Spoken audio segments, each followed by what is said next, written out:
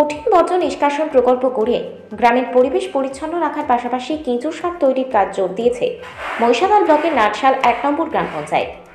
জানা যায় ২৪ লাখ টাকা খরচে নাটশাল মৌজা ১ বিঘা জায়গা জুড়ে গড়ে উঠেছে এই বর্জ্য নিষ্কাশন প্রকল্প।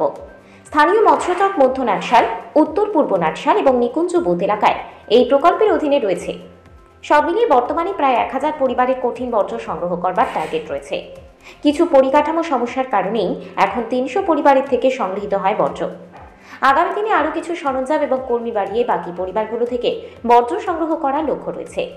ইতিমধ্যে যেসব বর্জ্য সংগ্রহ হচ্ছে তা থেকে বৈজ্ঞানিক পদ্ধতিতে তৈরি করা হচ্ছে কেঁচো সার, যা চাষবাসের পক্ষে খুবই প্রয়োজনীয়। ইতিমধ্যে তৈরি হয়েছে এই সার উৎপাদনের জন্য ৩টি বেড। এখন মাত্র একটি বেড থেকে উৎপাদন শুরু হয়েছে। কিছুদিন আগেই চালু হয়েছে এই বেড। ইতিমধ্যে ১ টন কেঁচো সার উৎপাদন হয়েছে এই প্রকল্প থেকে, যা বিক্রি করে লাভের মুখ দেখছেন গ্রাম পঞ্চায়েত কর্তৃপক্ষ।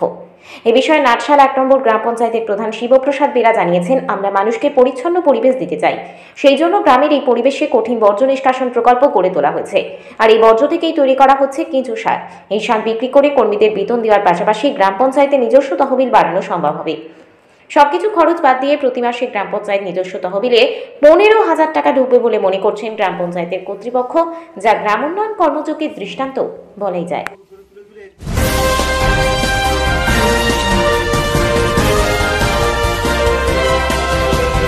কেক আর পেস্ট্রিতে জিভে জল সপারি, ওয়াও আশাতে লাজবাব নিউ বিদ্যুৎ বেকারি।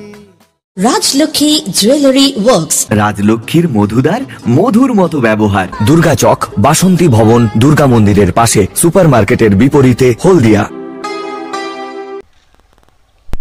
আচ্ছা, প্রথমে পচনশীল আর অপচনশীল সিক্রিয়েশন করা হয়, ঠিক আছে। যেমন ধরুন প্লাস্টিক বোতল, হ্যাঁ, এগুলোকে আলাদা করা হয়, আর যেগুলো সবজির খোসা এগুলোকে আলাদা করা হয় পচনশীল। কতগুলো গাড়ি রয়েছে এগুলো? আমাদের এখন আপাতত একটা টোটো রিক্সা আছে, ঠিক আছে, আর ৩০০টা মতন পরিবার আছে। প্রত্যেকদিন ৩০০ পরিবার যাওয়া হয়? হুম। কিন্তু আর বিস্তীর্ণ এলাকাতে আছে, আমরা সার্ভে করছি যাতে আগামী দিনে আরও বেশি পরিমাণে বাড়ি বাড়াতে পারি, তার চেষ্টা করছি আর কি। এখন পর্যন্ত কতজন কাজ করেন আপনারা? এখনও পর্যন্ত আমাদের ৩ জন সিক্রিয়েশনের জন্য আছে, একজন টোটো চালক, আমি সুপারভাইজার।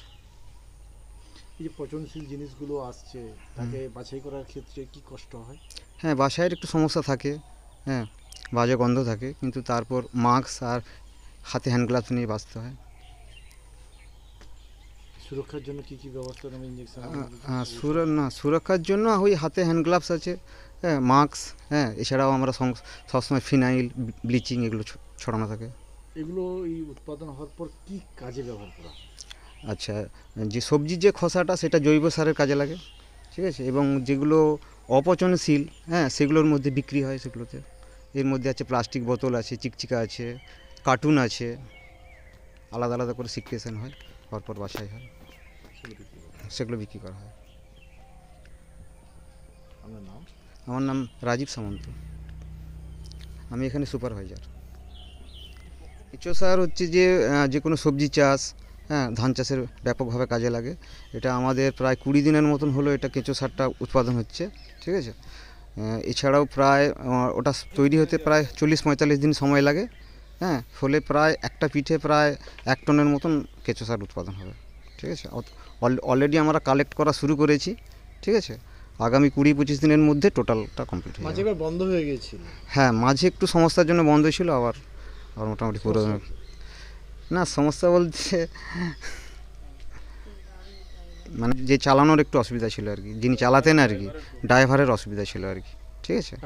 এখন সেটা কেটে গেছে। এখন আগে ছিল মানে এমনি ভ্যান ছিল আর কি, ঠিক আছে। একটু অসুবিধা হতো কারণ মার্কেটে যাওয়া ভারী, গাড়িটা ভারী হয়ে যেত, সেই জন্য একটু অসুবিধা ছিল। এখন টোটো গাড়ির জন্য সুবিধা হচ্ছে আর কি। আগামী আরও গাড়ি বাড়লে আরও? হ্যাঁ হ্যাঁ, অবশ্যই গাড়ি বাড়বে এবং বাড়িও বাড়বে।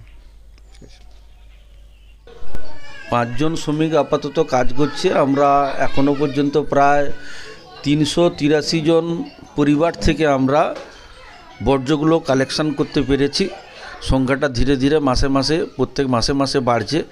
তার সাথে সাথে ওই বর্জ্যগুলি দিয়ে আমরা কেঁচো সার বা জৈব সার আমরা উৎপাদন করেছি।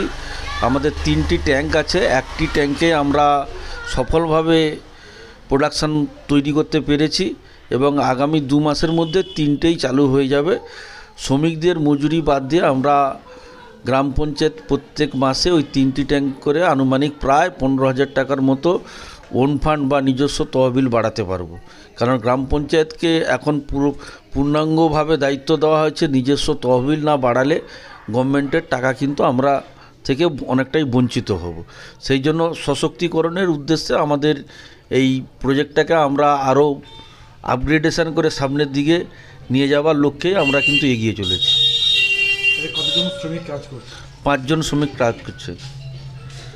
প্রজেক্টে কত টাকা খরচা পড়েছিল? আনুমানিক প্রায় 24 লক্ষ টাকার মতো 2022-23 অর্থবর্ষে, 21-22 অর্থবর্ষে প্রায় 24 লক্ষ টাকা খরচ হয়েছিল। চালু হয়েছে কবে থেকে এখন পর্যন্ত কত টাকা উঠেছে? গতবার পর্যন্ত চালু হওয়ার পর বন্ধ ছিল। আমি প্রধান হয়ে আসার পর আমাদের নতুন বোর্ড নতুন করে সশক্তিকরণের উদ্দেশ্যে চিন্তাভাবনা নিয়ে ওই কেঁচো সার উৎপাদনের সঙ্গে সঙ্গে আরও একটি চিন্তাভাবনা আমাদের আছে, পিগারি ফার্ম করা। আমরা অলরেডি টেন্ডার করে ওয়ার্ক করারও তার দিয়ে দিচ্ছি। আগামী 3 মাসের মধ্যে আমরা ওখানে পিগারি চাষ করতে পারবো এবং সেখান থেকে আমাদের লক্ষ্যমাত্রা স্থির করা হয়েছে বছরে প্রায় 5 লক্ষ টাকার মতো আমরা নিজস্ব তহবিলে জমা করতে পারবো। আমার নাম শিবপ্রসাদ বেরা, প্রধান নাটসালা গ্রাম পঞ্চায়েত। কেকার পেস্ট্রিতে জিবে জল সপারি ওয়াও, আশাতে লাজবাব নিউ বিদ্যুৎ বেকারি, টিপটপ টিফিনে और हैप्पी पार्टी নিউ বিদ্যুৎ বেকারি, মানডে টু সানডে ছোট বড় সবার পছন্দ একটাই, নিউ বিদ্যুৎ বেকারি প্রতিদিন চাই চাই না না না না না। নিউ বিদ্যুৎ বেকারি। Rajlakhi Jewelry Works, রাজলক্ষ্মীর মধুদার মধুর মতো ব্যবহার। দুর্গা চক, বাসন্তী ভবন, দুর্গা মন্দিরের পাশে, সুপার মার্কেটের বিপরীতে, হলদিয়া।